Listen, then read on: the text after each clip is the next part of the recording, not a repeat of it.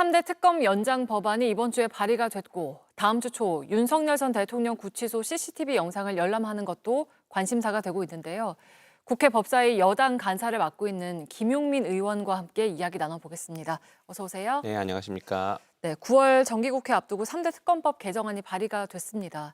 근데 뭐 지금 특검법으로도 연말까지 수사가 가능한데 이거 개정안을 발의했다는 거는 뭐 지금 이루어지고 있는 특검 수사가 조금 생각보다 속도가 더디다고 생각을 하시는 건가요? 뭐 그런 부분보다는 특검의 수사할 거리가 수사 대상이 굉장히 많이 늘어났다라고 음, 보고 있기 때문입니다. 저희가 지난 6월 5일 날 특검법을 처리를 했는데 네. 그때에 알려졌던 혐의보다 지금 수사를 통해서 추가로 늘어나고 있는 혐의들이 많이 더 생기고 있죠. 그래서 특검의 수사 기간도 좀 늘리는 법안이 나오기도 했지만 음, 기본적으로는 인력을 보강하는 법이라고 보시면 좋을 것 같습니다. 네. 그 수사 범위가 이제 방대해졌다고 말씀을 하셨는데 네. 특히 이제 김건희 특검이 그럴 것 같아요. 지금까지 어느 정도나 범죄의 혐의가 드러났다고 보세요? 글쎄 이제 어제 김건희에 대한 구속 기소가 이루어지긴 했지만 네. 저희가 볼 때에는 드러난 것만으로 놓고 보자면 절반도 아직 못 온 게 아닐까 이렇게 생각하고 있습니다. 음, 그동안에 수많은 국정농단 의혹들이 있었는데 그 부분에 대해서는 아직 제대로 수사가 이루어지지 않은 것으로 보여지고요. 그다음에 뭐 주가 조작 이런 부분도 삼부 통원에 대한 주가 조작은 이번 기소에서는 현재 빠져 있는 것으로는 보여집니다. 그래서 이제 주가 조작에 아주 큰 덩어리가 하나가 남아 있다라는 게 있죠. 그리고 명태균 관련해서 공천 개입 문제와 그다음에 윤석열 전 대통령에 대한 공직선거법 위반 혐의가 아직도 남아 있거든요. 큰 덩어리로.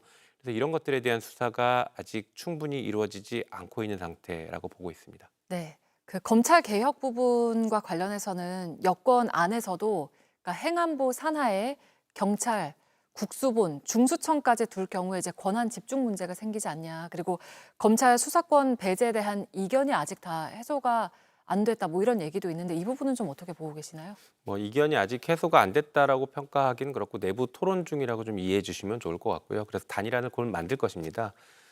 다만 어, 중수청을 어디다 두느냐에 대해서 여러 가지 뭐 이제 논란들이 있을 수 있는데 저는 행안부에 둬야 된다라고 명확하게 생각합니다.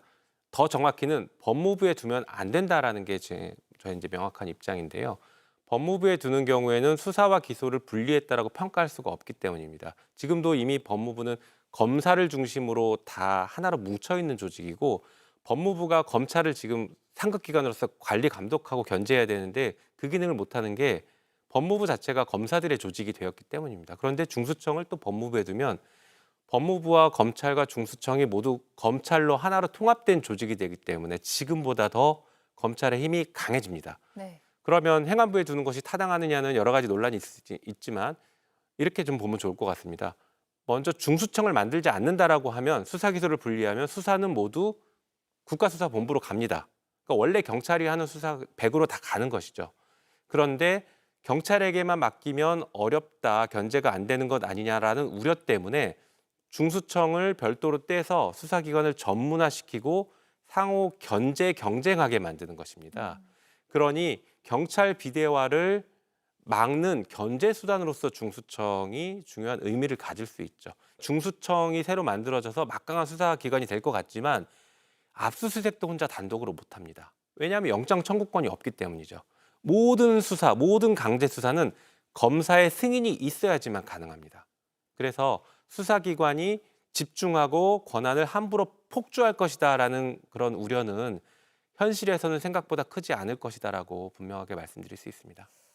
네. 그 이재명 대통령 같은 경우에는 국민 앞에서 공개 토론을 하라고 주문을 했는데 대통령의 의중은 좀 어느 쪽이라고 보시나요? 네, 이제 아마 국민들께서 여러 가지 걱정들을 하시니 충분히 토론하고 투명하게 절차를 진행했으면 좋겠다라고 요구를 하신 것 같습니다. 그래서 그 부분은 당에서 아마 토론 절차를 거칠 것이라고 봅니다. 그 친윤 핵심인 권성동 의원이 불체포 특권을 포기하겠다라고 선언을 했지만 지금 뭐 여대 야소 지형을 감안을 한다면 결국에 다음 달 정기국회에서 체포동의안이 처리될 가능성이 높다고 봐야 합니까? 거의 확실하다고 봐야 됩니다. 체포동의안이 들어오는 것에 대해서 뭐 면책특권 포기하겠다라고 한 것도 있지만 사안의 중대성을 고려하면 국회에서는 이 부분에 대해서 뭐 부결을 시키거나 다른 의견을 낼 가능성은 저는 거의 없다고 봅니다. 권 의원의 입장을 좀 보면요. 통일교 윤모 본부장과 식사는 했다. 또 한학자 총재에게 절은 했다. 그렇지만 돈은 안 받았다라는 입장인 걸로 보이는데 이 부분은 좀 어떻게 보세요? 권성동 의원은 지난번 아마 강원랜드 채용 비리 사건을 계속 언급하면서 자기는 그때처럼 뭐 결백을 입증할 수 있다라고 생각하시는 것 같은데요.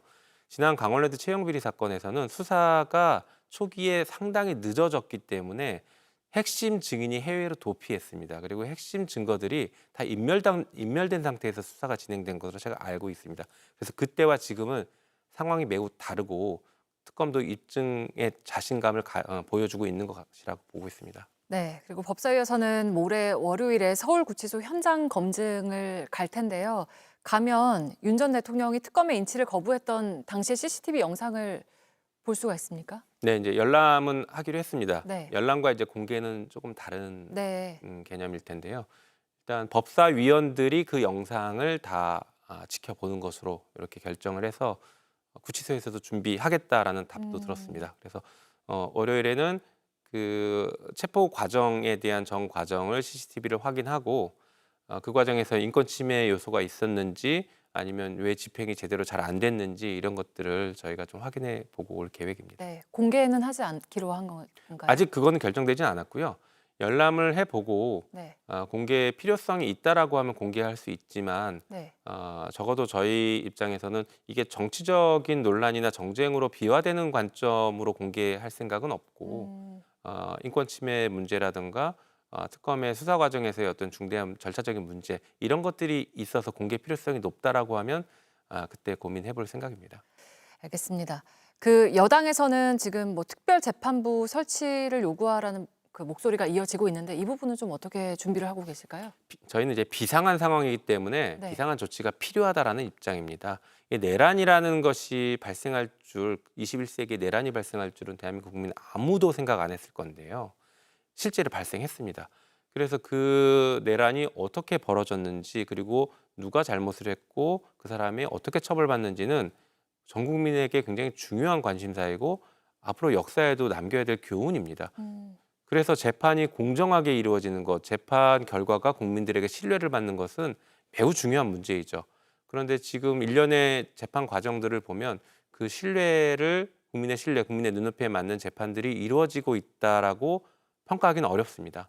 그렇기 때문에 내란 특별재판부를 별도로 만드는 것을 저희가 이제 추진하기로 했습니다. 법사위 차원에서 결의해서 이미 법은 발의가 되어 있기 때문에 9월 4일 전체 회의 때 상정하고 처리 절차에 속도를 낼 생각입니다. 네, 오늘 말씀 여기까지 듣겠습니다. 김용민 의원과 함께했습니다. 고맙습니다. 네, 감사합니다.